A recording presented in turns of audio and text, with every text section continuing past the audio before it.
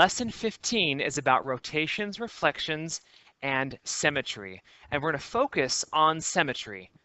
In the last lesson, we talked about rotations and reflections, and this lesson is applying those ideas to symmetry and what it means to be symmetrical.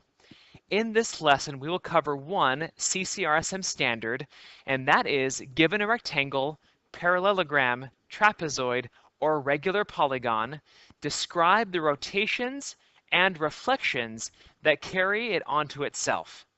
Let's get started. First, I want to start off with this definition of line of symmetry of a figure. Now I know it's pretty long, and if you want to pause the video and read it over to yourself, that's fine.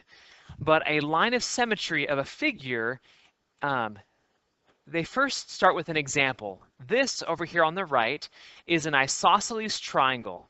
By definition, an isosceles triangle has at least two congruent sides. A line of symmetry, now underline that word, a line of symmetry of the triangle can be drawn from the top vertex to the midpoint of the base like this. So this is the midpoint of the base. Decomposing the original figure triangle into two congruent right triangles. So this triangle on the left and the triangle on the right would have to be congruent. This line of symmetry can be thought of as a reflection across itself that takes the isosceles triangle onto itself. Okay, that's a pretty important point, that this line of symmetry is the line so that if I reflected the image, the shape over that line, I will get the exact same shape. And that makes it a line of symmetry, or the figure is symmetric. Okay, now you can put a standard star next to this question, or next to these examples, because this is the kind of stuff that's talked about in the standard. Can you, given a shape, can you determine what kinds of symmetry does it have, either line, or we'll talk in a second about rotational symmetries. So this first one is a right triangle where this length looks shorter to me than this length. So I can't assume they have the same length, and this actually has no lines of symmetry. There's no place to draw a line of symmetry with that shape. The second shape is a rectangle, and it has two. One is here, and the other is here. Now, frequently students try to use this example that works for a square, but if you reflect it over that line, then this point would be up here somewhere, and this point would be down there somewhere, and it wouldn't line up perfectly. Only the horizontal and the vertical, would work for a rectangle.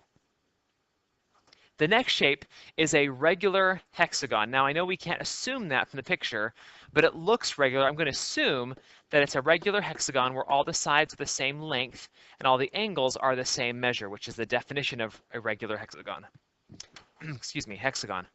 Now this does have lines of symmetry, and many students can see this one, and many students can see this one, but there are a lot more.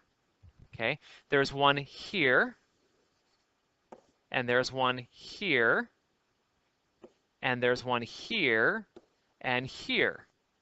There are actually 6 lines of symmetry connecting opposite vertices and connecting opposite endpoints.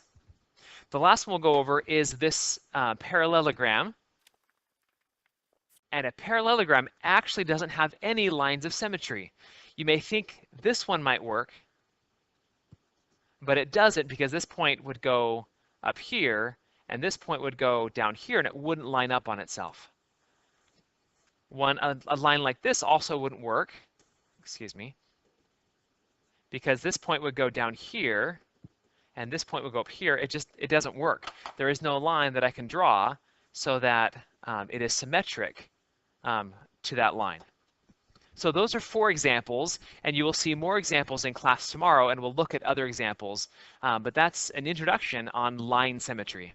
Let's next move to rotational symmetry of a figure.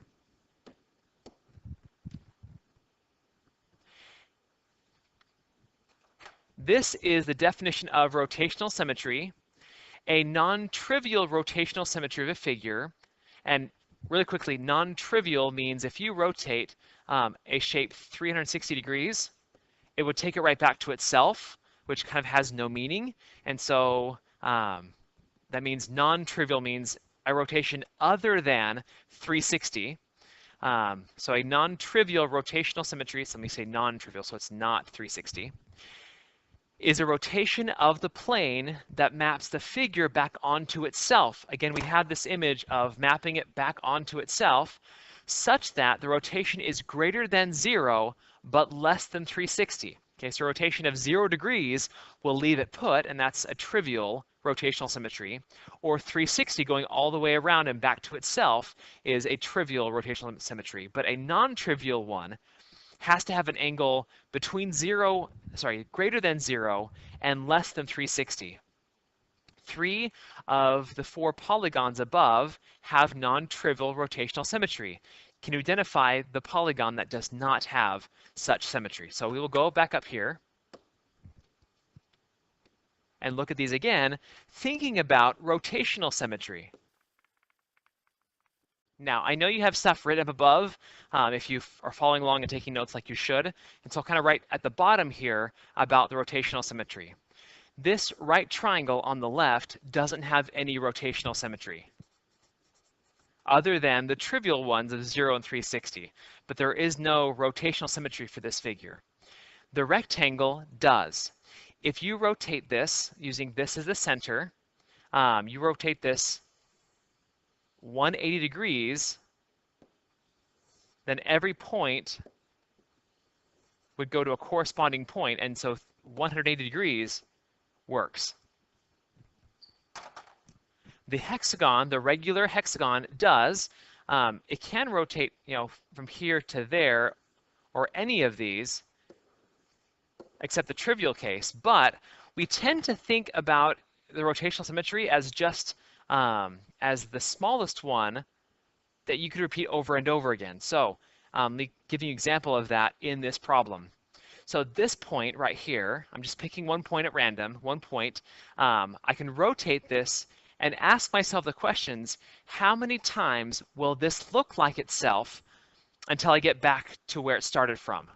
How many times will this look like itself until I get back to where I started from? So it happens once, twice, 3 times, 4 times, 5 times, and 6 times.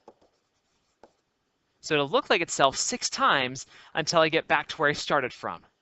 Now, we all know that all the way around a circle is 360 degrees. So I can take 360 and divide by 6 and get 60 degrees, which means that every 60 degrees that I rotate this hexagon, it will look like itself. And so even though it does work for 120 and 180 and other angles, we tend to think of this as having a rotational symmetry of 60 degrees because every 60 degrees, it will look like itself. Okay, the last one is the parallelogram. And this one, similar to the rectangle, if you rotate it 180 degrees, you will land back on a corresponding point. And so this also has a rotational symmetry of 180 degrees.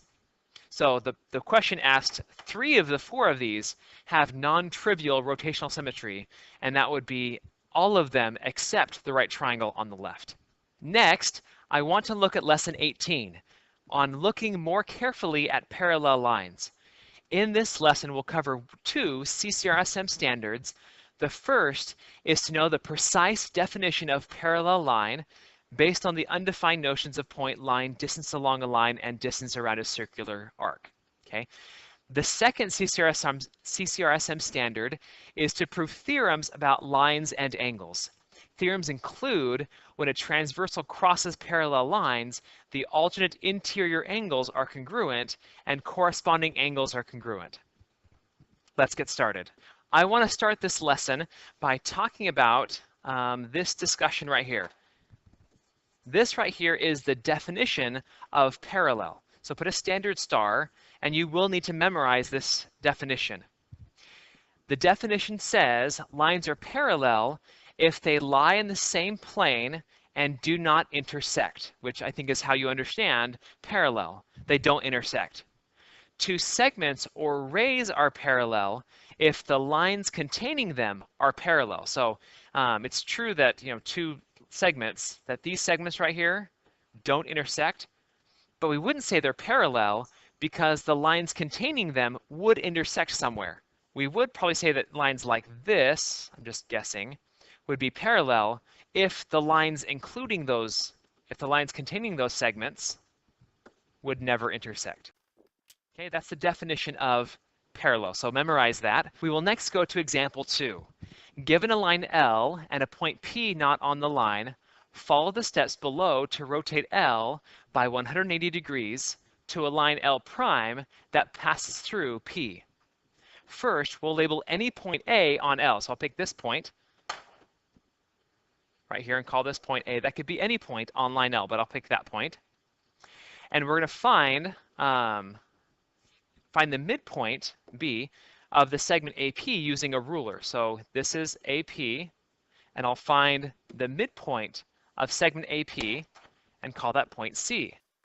Just like auxiliary lines that I can draw on, like I just drew an AP using an auxiliary line, I can also pick out the midpoint just because that segment will have a midpoint somewhere, and I'm calling that midpoint point C. Next, we will perform a 180-degree rotation around C.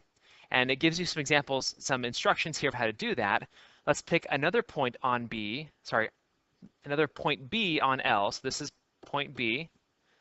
And I'll draw line CB and draw a circle center C with radius AB. So I draw a circle, and I'll label this point Q and draw PQ. Let me, just so the diagram doesn't get too complicated. Let's say that Q ends up being here, and I will draw in line PQ.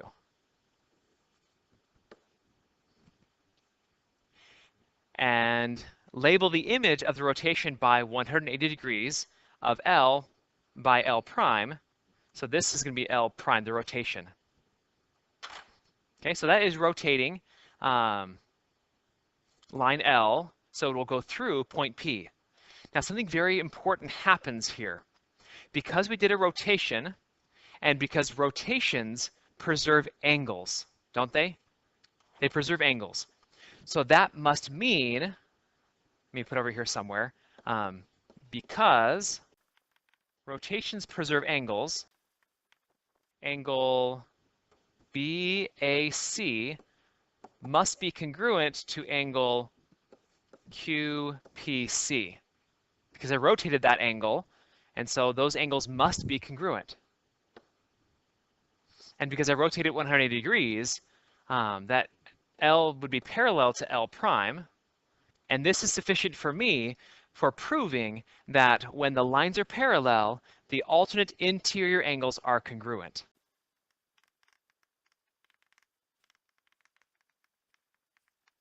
So go ahead and put a standard star, as that's one of our standards, to prove that when the lines are parallel, the alternate interior angles are congruent.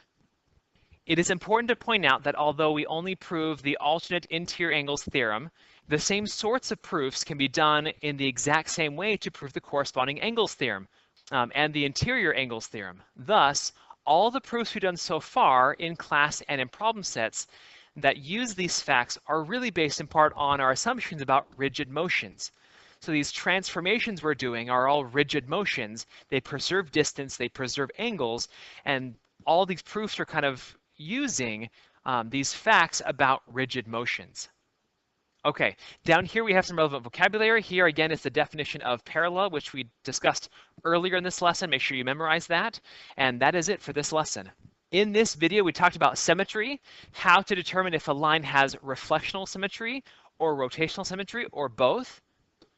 We also talked about parallel lines and how to prove that the alternate interior angles are congruent when the lines are parallel.